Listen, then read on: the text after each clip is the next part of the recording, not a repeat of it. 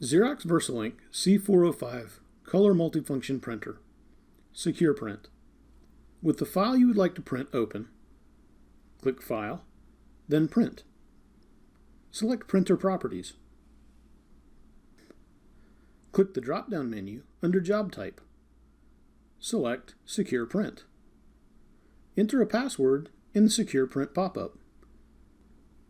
Then type the same password in Confirm Password. Click OK.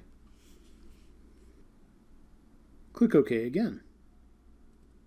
When you click Print, your job will be sent to the printer and held in the queue. At the printer, select Jobs, then Personal Secure Jobs. Select your job, enter the password, then click OK. Select Print All, and your job will be printed.